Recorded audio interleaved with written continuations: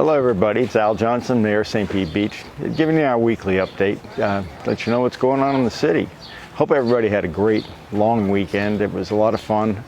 Believe it or not, the traffic on Gulf Boulevard was not too bad. I did talk to a bunch of visitors, and a lot of them who had never been here before, and they just loved St. Pete Beach. So they warn us they're going to be back. Anyway, but that's partly your fault because you're so welcoming around here.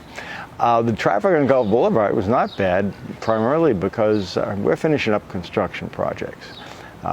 We've now finished all the lane closures on Gulf Boulevard. We've finished the final paving of Gulf, so it's done. You may see a lane closure here or there in short sections, and that's not our fault.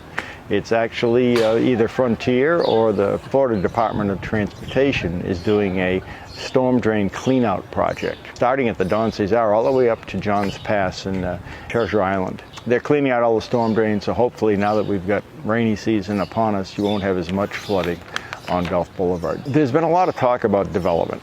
Now that we've got the sewers fixed and we've removed the moratorium on multi-unit developments, so people are coming up with projects. A lot of it's redevelopment.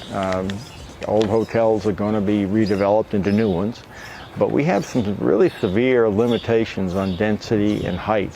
When I was involved in the regeneration of our comprehensive plan back in 06, 08, it was a long process, but very detailed.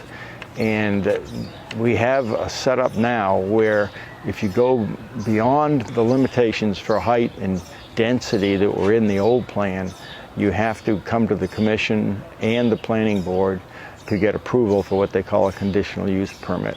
So those upper limits that we've put in place are very specific to certain areas of the city. The tallest, biggest buildings have to be hotels, and they have to be on the west side of Gulf Boulevard in the large resort district, which extends from about the Postcard Inn to County Park. So the details of that were extremely well identified as to how those processes work. In last week's newsletter, there was a link to a YouTube video, which was about a 10-minute section of our last commission meeting, where our city manager went through a description in detail as to how the process works and where the trigger points are.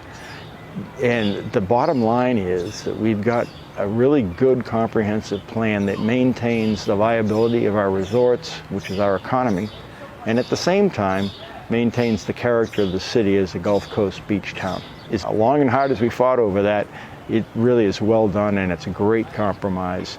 This place is going to remain the same. We're not going to be Clearwater Beach. We don't ever want to be that. We don't want to be Sand Key either, which is 20-story high condos. You can't build a condo here any bigger than, I think it's 5 stories over parking. That's it, anywhere on the beach. But if you really want to dig into that, it's about 200 pages, and it's on the city website, so help yourself. Just don't print it out. We want you to save a few trees.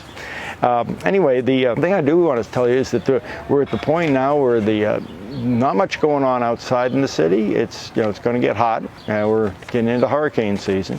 So what we're going to do is we've taken this Sunday morning market in Corey, and it's now the summer market. We started it last year, and it's now going to move up to 9 a.m. to 1 p.m. because of the heat. And that's still on Sundays. The Art Mart will go on down on Passaic Row, so that will continue through the summer as well. Anyhow, that's about it for this week. Thanks so much for listening, and be safe out there and enjoy yourselves, and enjoy Gulf Boulevard now that it's reopened for us. Thank you.